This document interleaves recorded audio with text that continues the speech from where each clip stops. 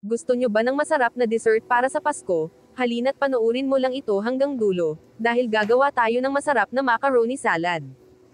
Naglagay lang ako ng tamang dami ng tubig para sa lulutuin nating macaroni pasta, at naglagay lang ako ng asin dito at pakuluan lang ito.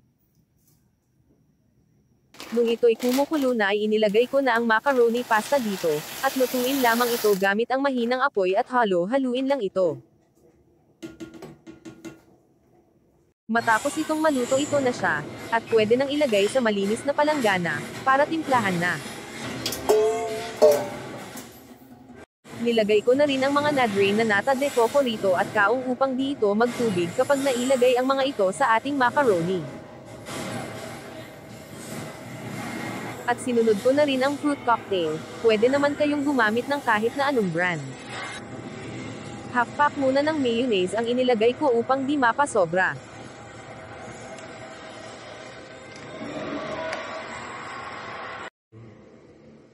Ibinubuhos ko na rin ang isang lata ng condensed milk rito.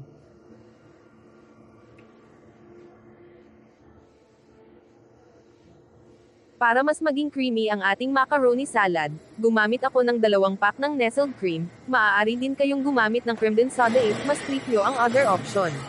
Sa puntong ito inilagay ko na pala ang buong pack ng mayonnaise dito, haluin lang ito ng maigi.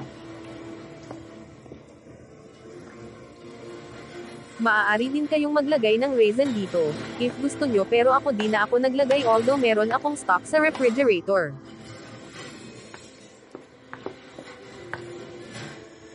Para sa finishing touches, nagkayod lang ako dito ng keso, pwede rin yung pa-cubes depende na rin sa inyo yon.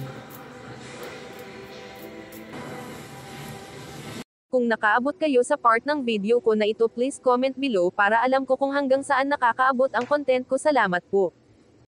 Di ba napakasimple lang gawin ito, mura na masarap pa, maligayang Pasko po.